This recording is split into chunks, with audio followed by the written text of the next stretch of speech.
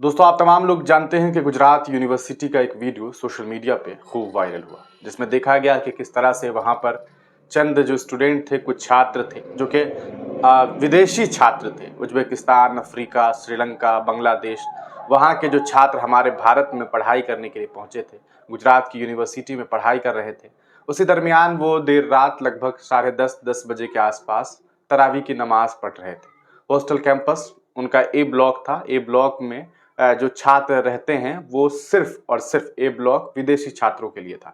तो वे लोग वहीं पर अपना एक चबूतरा है उस पर नमाज पढ़ रहे थे। इसी दरमियान रात के लगभग 10 साढ़े 10 बजे के आसपास 200 से ज़्यादा भीड़ वहाँ पर पहुँचती है और उन नमाजियों के साथ, उन छात्रों के साथ मारपीट करती है।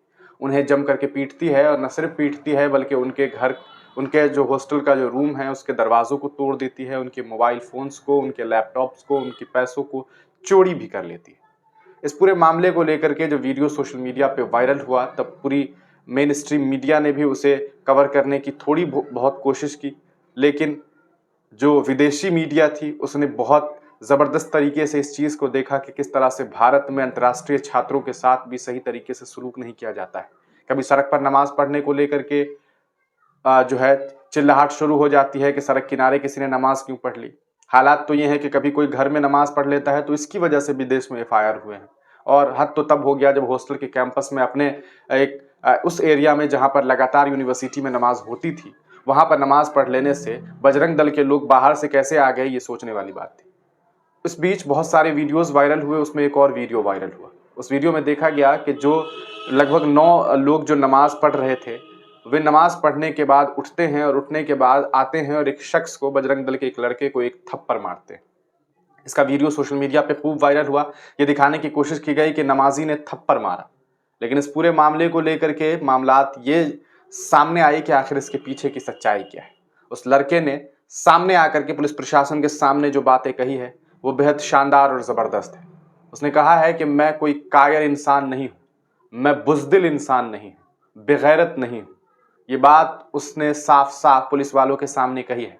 उस शख्स के हाथों में गुलाब के फूल हैं और ऐसा लगता है कि शायद पुलिस प्रशासन ने उन बच्चों को गुलाब फूल दिया है।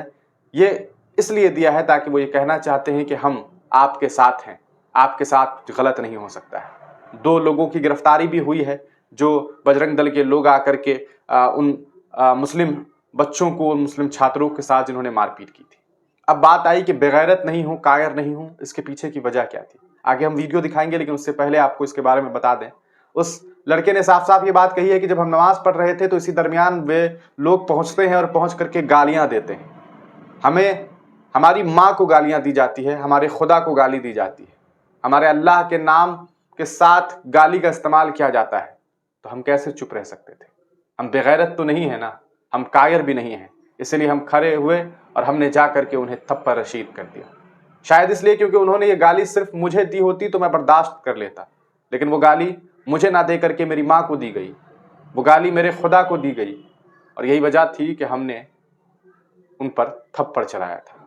देखिए ये वीडियो, फिर आप तमाम लोग अपनी राय कमेंट सेक्शन में दीजिएगा। What's your name, brother? Muhammad Harun. Which is viral too much. Yeah. And blamed us. We were there. Yeah, we know all the situation. We know all the situation. Don't I worry. will not speak bad words. Yeah. They insulted our religion. Our mother slapped everyone, but we didn't interrupt our namaz. Yeah. After completing namaz, I showed a reaction. I said, I'm not beghairat. I'm not coward. Why you come? Okay, slap me, no problem. Why you say तेरे अल्लाह को तेरी माँ को? Yeah, that's wrong. Yeah. That's fully wrong. तो दोस्तों, देखा आपने इस वीडियो को। इस वीडियो में इस लड़के ने साफ साफ ये बात बताई है कि इसे इस बात से बिल्कुल भी ऐसा लग रहा है कि उस इंसान को जिसने थप्पड़ चलाया है, यानी कि इस छात्र ने, उसे इस बात का ज़रा भी मलाल नहीं है कि उसने क्यों थप्पड़ चलाया, क्योंकि उसे मालूम है कि जिस बात के लिए उसने थप्पड़ चलाई थी वो बात सही थी।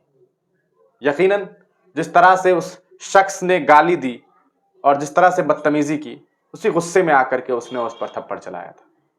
लेकिन सवाल ये उठता है कि आखिरकार नमाज से इतनी दिक्कत क्यों है, क्यों इतनी दिक्कतें हैं।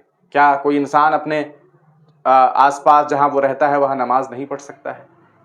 कुछ मीडिया कर्मी ने दावा किया कि यहाँ पर गणेश पूजा होता है, लेकिन बड़ा सवाल यह है कि जिस कैंपस में, जिस हॉस्टल में नमाज पढ़ी जा रही है, वो हॉस्टल तो रिजर्व्ड है विदेशी छात्रों के लिए।